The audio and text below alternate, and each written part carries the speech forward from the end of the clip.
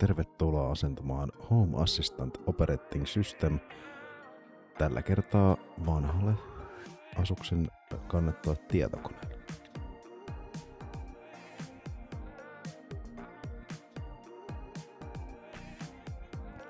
Lataa Haos Image tuolta nettisivulta. Mä lisään sen tuohon kuvaukseen. Selaat verkkosivua hieman alaspäin ja sieltä sitten löytyy Download the Image ja pistät siitä sen latinkiin.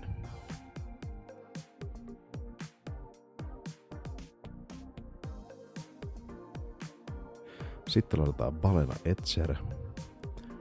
Balena Etcherillä tehdään sitten se boottitikku. Tämänkin linkin löydät kuvauksesta.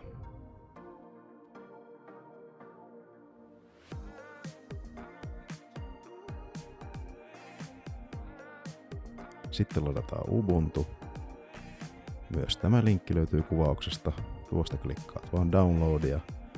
5,9 gigaa on tiedoston koko.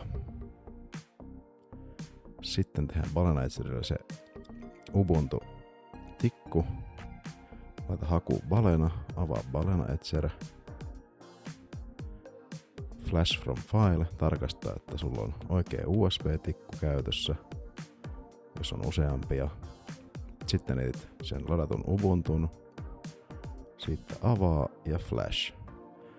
Tässä sitten saattaa kestää pitempään riippuen USB-tikun nopeudesta. Itsellä meni noin 10 minuuttia.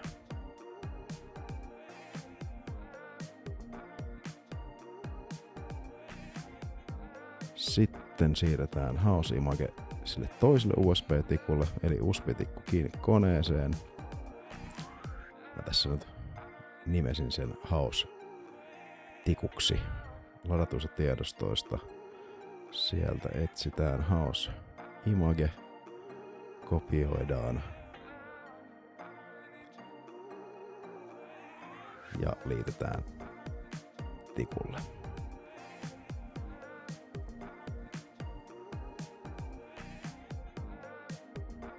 Sitten kiitetään käynnistämään se serveri. Eli laita se Ubuntu-tikku siihen sun koneeseen ja sit laitat sen koneen päälle. Ja sun pitää päästä BIOSiin. Jotain noita näppäimiä painamalla. Siinä voi myös lukea, mitä näppäitä pitää painaa. BIOSissa etit boot-valikon ja sieltä fast boot pitää laittaa disabled ja boot option 1 etsit sen tikun, minkä sä oot siihen laittanut. Sitten security-välilehdelle. Ja sieltä Secure Boot-menu on esimerkiksi mulla. Secure Boot Control pitää muuttaa disablediksi. Sitten save and exit. Ja nyt sitten tietokone käynnistyy uudelleen. Ja kun Ubuntu-tikku on koneessa kiinni, niin tähän tulee tämmönen valikko, josta valitset Try or Install Ubuntu. Se ylin vaihtoehto. Sitten se kone latailee sitä käyttöjärjestelmää siitä USB-tikulta. Sitten kliksuttelet asetukset valmiiksi. Niille ei tosiaan ole mitään merkitystä tälle loppusysteemille. Siitä on lopuksi vaan Try Ubuntu. Ja noin. Nyt sulla on Ubuntu käytössä tosta USB-tikulta. Sitten oottelet hetken aikaa, että se lataa kaikki järjestelmän ominaisuudet. Vasemmasta nurkasta klikkaa tuota pallurasta, kirjoita disks ja klikkaa tuosta kuvakkeesta.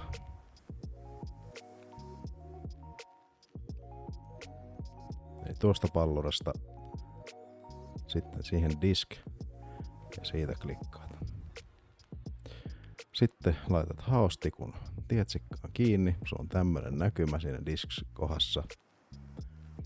Sieltä ilmestyy tikku.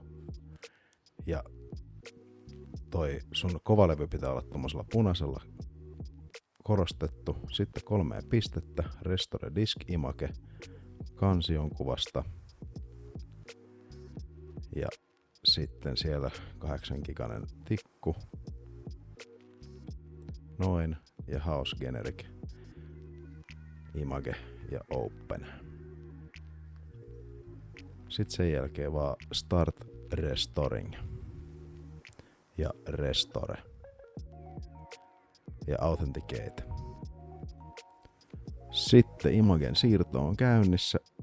Tässä menee se noin 10 minuuttia suurin piirtein.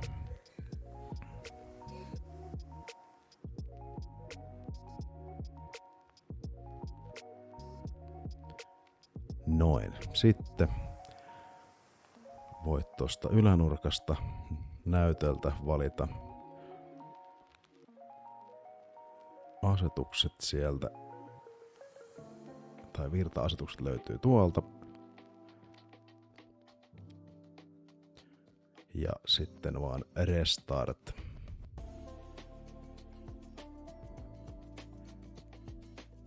Ja restarttia.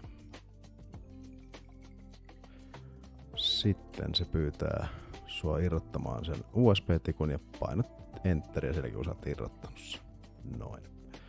Ja kone käynnistyy uudelleen. Myös sen haustikun voi irrottaa, sille ei tässä vaiheessa enää tee mitään. Sitten Home Assistant rupeaa käynnistyä. Tämä ottaa oman aikansa, ehkä se 2-3-4 minuuttia. Sitten tosta näkyy IP-osoite. Nyt kun se RJ45-piuha oli meillä valmiiksi kiinni. Ja mulla on tässä toinen tietokone vieressä, millä mä pääsen suoraan sitten kirjautumaan tuohon uuteen Home Assistant serveriin. Tässä laitellaan sitä asetukset kuntoon sen serverin osalta. En palauta, vaan tein tämmöisen uuden version. Myös palauttaminen onnistuu tätä kautta, eli jos on Nabukasa-tili, niin sä pystyt palauttaa sun vanhan Home Assistantin, vaikka sä vedät sen tämmöisellä uudella puhtaalla asennuksella.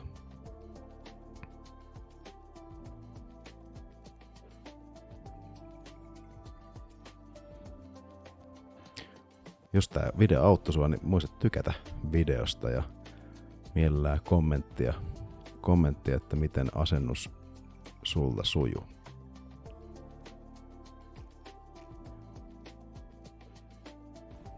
Tämä on toki se tapa, millä mä oon tän oppinut asentaa, ja näitä asennuksia nyt on sitten tehty melkoisen monta tässä vuosien varrella.